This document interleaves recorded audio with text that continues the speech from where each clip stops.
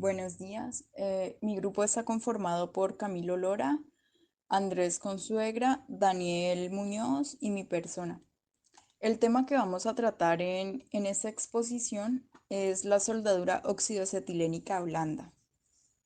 Bueno, para iniciar vamos a definir qué es la soldadura oxidoacetilénica en general. Esta se entiende como el calentamiento hasta su fusión de las superficies a soldar puestas en contacto y se produce por medio de la llama oxiacetilénica, con la intervención o no del material de aportación. ¿Qué nos quiere decir esto? Como lo vemos en la gráfica, este procedimiento comienza colocando las piezas del material base a unir muy próximas entre sí y posteriormente pasamos a la aplicación de una fuente de calor que producirá la fusión del material de aporte, el cual va rellenando los huecos entre las superficies de contacto de las piezas del material base. Y finalmente, luego de haberse solidificado, conseguimos la unión. Ahora entrando en la particularidad de nuestro tema, que es la soldadura oxidoacetilénica, pero blanda, tenemos que la distinción que resalta esta y la diferencia de la fuerte está motivada por la temperatura de fusión del material de aporte. Tanto en la soldadura blanda como en la fuerte vamos a tener un material de aporte. Entonces la diferencia acá radica es básicamente en eso. Si la temperatura de fusión de este material es inferior a 450 grados centígrados, ya se denomina soldadura blanda. Pero si se emplea un material de aporte cuya temperatura de fusión se sitúe por encima de los 450 grados centígrados, ya se denomina soldadura fuerte. Y como ejemplo tenemos en una imagen la soldadura de hilos de cobre empleando como material de aporte el estaño. Esa se denominaría soldadura blanda. Mientras que en la otra imagen tenemos piezas de acero que emplearon como material de aporte el latón. En ese caso ya estaríamos hablando de una soldadura fuerte. Entre el proceso de la soldadura blanda, también debemos tener en cuenta que el material de aporte, así como debe ser inferior a los 450 grados, también debe estar por debajo del punto de fusión del metal base. De tal manera que el material de aportación utilizado en este tipo de soldadura varía según la función del material de las piezas que se van a unir. Y entre esto tenemos que las aleaciones que más se utilizan son las de estaño plomo, también está la aleación de estaño plata y estaño zinc. Entre la normatividad, actualmente la única norma en vigor existente para los materiales de soldadura blanda es la UNE en ISO 9453. Esta norma lo que hace es contemplar todas las aleaciones normalizadas con un punto de fusión inferior a los 450 grados centígrados. Esta norma establece que solo son aptas para su utilización en instalaciones de agua potable, calefacción solar y térmica y de gas de baja presión. También las aleaciones que tengan un punto de fusión superior a los 220 grados centígrados y que estén exentas del contenido en plomo, debido a que el plomo es nocivo para el ser humano. Entre los tipos de soldadura blanda que más se utilizan tenemos la soldadura por soplete. Como gas combustible se puede emplear el acetileno, propano o gas natural. Y como gas comburente, el aire u oxígeno puro, consiguiendo que con el oxígeno puro sea mayor la temperatura de la llama.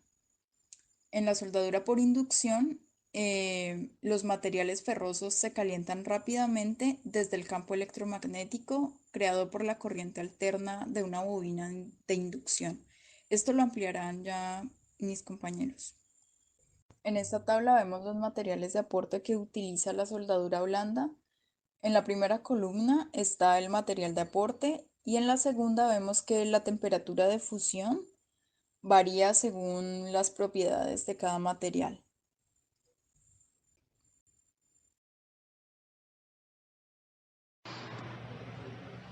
Bien, está el soldador instantáneo tipo pistola, cuyo extremo permite alcanzar la temperatura necesaria de manera rápida.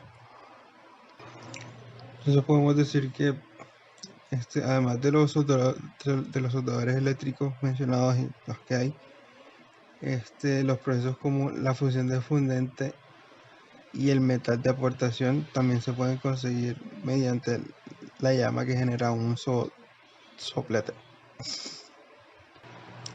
En el caso de los sopletes se puede utilizar como combustible el acetileno, propano, gas natural o gas de Schwedt. Y como comburente, aire u oxígeno puro que puede ser suministrado en botellas de presión. Entonces, la llama que se produce con oxígeno puro será de mayor temperatura que si se empleara solo con aire. Y la llama que se produce por la combustión del acetileno con el oxígeno es la que produce la temperatura más alta. Entonces podemos definir como un soldador de estaño un dispositivo que mediante el efecto Joule convierte la energía eléctrica en calor. Entonces, ¿qué es el efecto Joule? El efecto Joule se denomina a fenómeno irreversible por el cual en un conductor circula corriente eléctrica. Entonces, parte de la energía cinética de los electrones es transformada en calor. Esto se presenta debido a los choques que sufren los átomos del material conductor por donde circulan. Y ya al final de este proceso lo que causa es la elevación de la temperatura. Entonces, sería por eso que causa este efecto. Entonces, entre los soldadores más comunes que tenemos el soldador de resistencia, donde su extremo generalmente es de cobre. Entonces, este dispone de una resistencia eléctrica que le permite mantenerse a una temperatura constante. Dependiendo del uso que se le dará, se puede regular la temperatura y mantenerse. Pero dependiendo también del uso, puede tener varias formas, como la de un martillo, una varilla o de una punta. Entonces, usualmente los soldadores de punta fina se utilizan para trabajos de soldadura entre componentes de electricidad y electrónica, mientras que los de punta gruesa se utilizan para otros trabajos de soldadura que impliquen superficies más grandes. Bueno, ahora yo les voy a hablar un poquito de los elementos, los componentes del sistema. Entre estos tenemos las fuentes de calor, que se usan para elevar la temperatura del metal base, además de conseguir la función tanto del fundente que se aplica como el metal de aporte empleado para la unión. Entonces para esto es necesario este tipo de fuentes, por lo que existen diversas formas de conseguir este tipo de focos de calor. Ejemplo de ellos serían los hornos o las bobinas de inducción, pero los más comunes y más fáciles de usar son los llamados soldadores de estaño, los que conocemos como cautín, y los sopletes de gas. Continúo con el fundente. Este es muy utilizado para facilitar que el material de aportación fundido penetre bien por la capilaridad entre las superficies de las partes a soldar. Y se utiliza mucho una sustancia llamada flux, también se puede llamar como fundente. Entonces esta es una mezcla de unos componentes químicos como son los boratos, los fluoruros, órax, entre otros, que se conocen como agentes mojantes. Eso es lo que hace el flux, o la misión que tiene es facilitar que el material de aporte fluya mejor por entre las áreas donde se va a realizar la unión. Entonces lo que hace, podemos decir, moja entre comillas la superficie y hace que la soldadura finalmente, o sea, la soldadura que resulte ya finalmente sea mucho más resistente. Para aplicar el fundente previamente se debe haber realizado una limpieza a las piezas que se van a soldar. Esto se puede hacer con una brocha para espolvorear sobre las superficies a unir. También en muchos casos se lijan las superficies con una lija bastante fina, o también se puede aplicar disolviéndolo en agua o alcohol para mejorar su adherencia en metal base.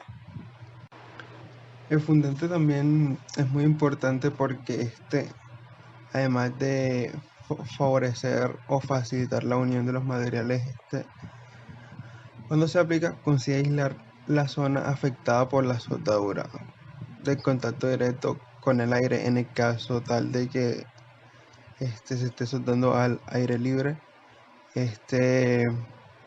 Evita o reduce más bien la posibilidad de que se produzcan reacciones de oxidación con el oxígeno de la atmósfera, y ayuda a eliminar o a disolver los posibles óxidos que se puedan llegar a formar. Esto debe hacerse así porque al calentarse el metal base y estar en contacto directo con el aire, el oxígeno que está presente en la atmósfera tiende a reaccionar con el metal base, lo que produce formación de óxidos sobre su superficie. Ahora les hablaré del material de aporte. El material de aporte que se utilice para la ejecución de la soldadura debe poseer una excelente capacidad de mojado de superficie del metal base. La temperatura de fusión del material de aporte, según se ha dicho, deberá ser inferior al del metal base donde se vaya a aplicar, pero además de la apropiada temperatura de fusión en relación al metal base. El material de aporte que se utilice debe ofrecer una buena fluidez cuando esté fundido, para permitir su correcta distribución por capilaridad entre los huecos de la superficie a unir. Ahora bien, el material de aporte se puede encontrar comercialmente de diferentes formas. Puedes encontrarlo en hilo o alambre, en varillas o en pastas. Y ahora les hablaré de la composición de los materiales de aporte más utilizados. Primero podemos encontrar el estaño y plomo. Posiblemente es el metal de aportación más común y empleado para casos generales que exigen requerimientos específicos. Está el estaño y la plata, que se utiliza cuando se requiere soldar instrumentos de trabajo delicados. El estaño y zinc, este metal de aporte se emplea para soldar piezas de aluminio. Y el estaño y bismuto, que este metal de aportación se emplea para soldar componentes electrónicos. Plomo y plata, el uso de la plata mejora la capacidad de mojado del plomo cuando se usa para soldar elementos de acero, fundición o cobre. Está también el cadmio, y el cadmio con plata se emplea cuando se requiere soldar piezas de cobre, también, aunque en menos medida, piezas de aluminio entre sí, y ofreciendo buenas resistencias a elevadas temperaturas. Zinc y aluminio se emplea para soldadura de aluminio, ofreciendo una gran resistencia a la corrosión. Cadmio y zinc, se emplea para soldar piezas de aluminio. Y ya por último, cabe aclarar que en general no se recomienda el procedimiento de soldadura blanda para soldar el aluminio, dado que existen procesos ya estipulados para este tipo de metal.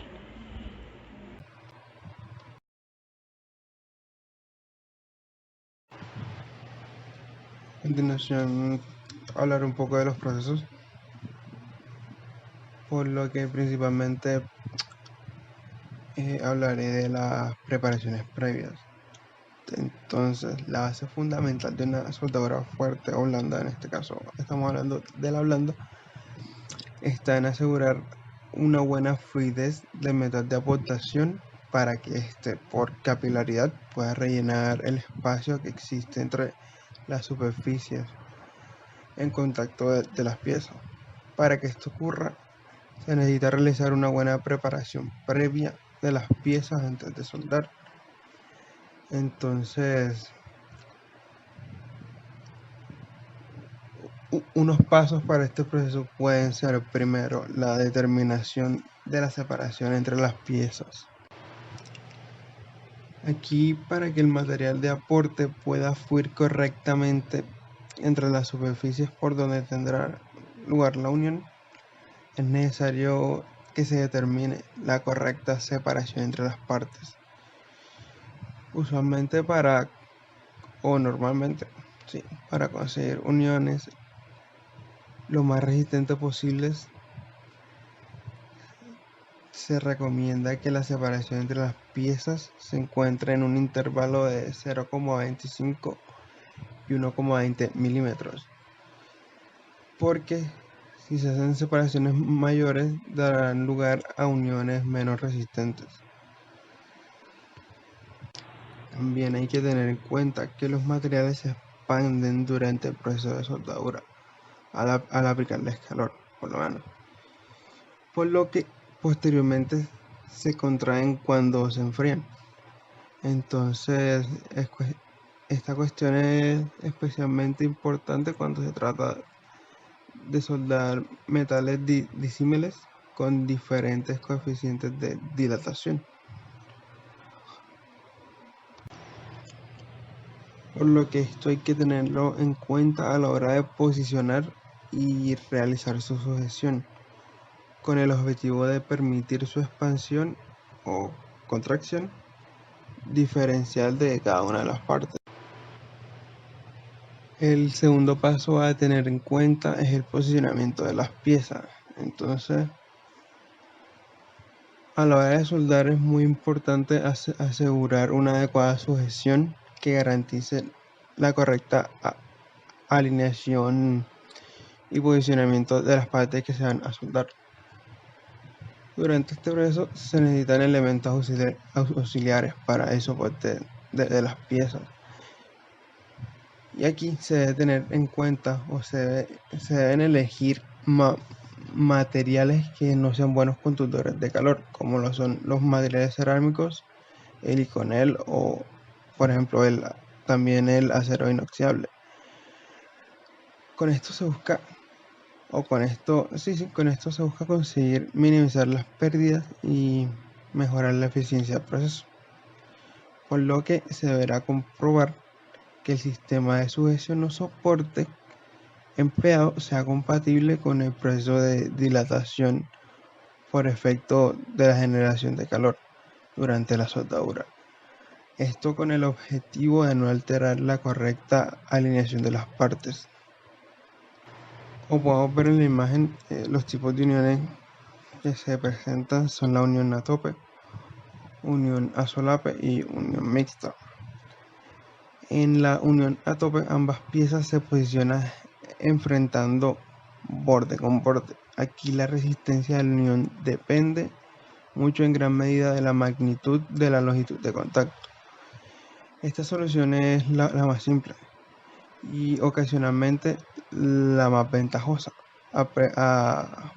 que se usa para presentar una zona de unión consistente y de espesor constante, que sea igual a las piezas a unir. Pero para aplicaciones donde se requiere una mayor resistencia en la unión por solape es la más recomendada, debido a que se genera mayor superficie de contacto al estar solapada una pieza sobre otra, por lo que en este caso, ocurre que la zona de unión, el espesor es doble al estar una pieza sobre otra. Unión. El paso 3 es la elección de alineación correcta para el metal de aporte. Aquí se presentan las aleaciones de plata, cobre y aluminio, que son las más comúnmente empleadas como material de aporte para soldar metales en la soldadura fuerte y blanda. Las aleaciones de plata son usadas frecuentemente porque tienen un punto de fusión relativamente bajo, mientras que las de cobre, que su punto de fusión es más elevado, son también muy empleadas por sus bajos costos. Entonces podemos definir como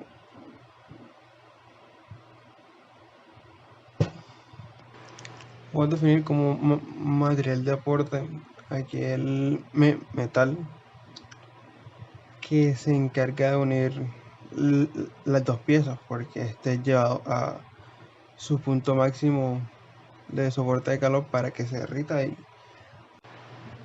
Paso 4. Eliminación de la grasa y limpieza de la superficie. En la soldadura, la presencia de grasa o suciedad en la superficie de unión impedirá un correcto fluido del material de aporte, por lo que antes de comenzar este proceso habrá que eliminar la presencia de cualquier resto de grasa o aceite mediante el empleo de disolventes, así como reducir la presencia de cascarillas y óxido sobre la superficie donde se va a llevar a cabo la soldadura. Esto se hace mediante su decapado a base de cepillado o un tratamiento químico. Al secarse se puede dar la unión. Como último paso es la aplicación de fundentes sobre la superficie. Esto para facilitar que el material de aporte pueda fluir mejor, además de servir de agente protector, evitando que se produzcan óxidos que perjudiquen la soldadura. Ahora, el calentamiento del metal base. Ya cuando se hayan posicionado las piezas y aplicado el material fundente sobre las superficies por donde se ejecutará la unión, se pasa a elevar la temperatura de la superficie de las piezas de metal base mediante la activación de la fuente de calor que se vaya a emplear, llámese horno, bobina eléctrica de inducción, soldador eléctrico de estaño, el soplete de gas u otros. Entonces, si se emplea un soldador eléctrico o cautín, se debe verificar que el extremo de este se encuentra limpio y libre de restos de ningún tipo de material adherido. Esto porque muchas veces cuando se hace soldadura de estaño en el cautín quedan restos de estaño secos, lo que puede a largo plazo deteriorar su funcionamiento. Entonces por esto cada vez que se usa hay que limpiarlo constantemente.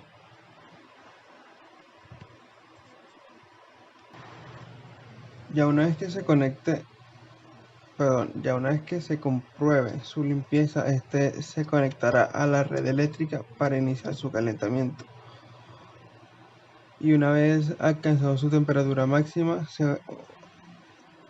se orientará para calentar la superficie de unión del metal base.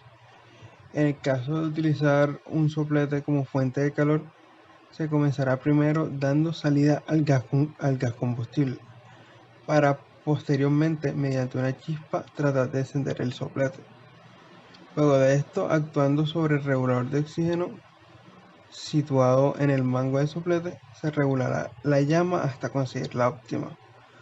Esto aproximadamente se produce para volúmenes iguales de oxígeno y acetileno. Ahora hablando sobre las aplicaciones de material de aporte, una vez completados los pasos anteriores, esto es, aplicados el fundente sobre el metal base y posicionadas las piezas, se activará, como se ha dicho, la fuente de calor para calentar la superficie del metal base hasta que alcance la temperatura. El material fundente deberá fundirse al alcanzarse la temperatura adecuada y, en la mayoría de las ocasiones, se volverá transparente, indicando de manera inequívoca que ha llegado el momento de aplicar el material de aportación. Por tanto, una vez se ha alcanzado la temperatura correcta, que como se ha visto ocurre una vez que haya fundido el fundente, se acerca el material de aporte al foco de calor, el cual al fundirse caerá sobre la zona de unión del metal base. Ahora, para culminar con la fase final de los procesos, se encuentra la limpieza. Si el proceso se ha realizado bajo una atmósfera protectora, generalmente no es necesario realizar una limpieza final de la unión. Sin embargo, cuando la soldadura se haya realizado al aire libre, sí se hace necesario realizar una limpieza para evitar que se produzcan fenómenos de corrosión. Los restos de los fundentes que quedan tras la soldadura son químicamente corrosivos y deben ser eliminados. Por ello, tras solidificarse el metal de aporte, se recomienda rociar la zona de la unión con agua caliente. En otros casos, suele ocurrir que el fundente queda sobresaturado con restos de óxidos que normalmente se vuelven de color verdoso o negro, que dificultan su retirada. Si esto ocurre, la mejor manera de eliminar los restos de residuos es sumergir la pieza soldada en una solución ácida que actúe como decapatente. Cabe aclarar que el decapatente es un tratamiento de superficies de metales que se utiliza para eliminar impurezas.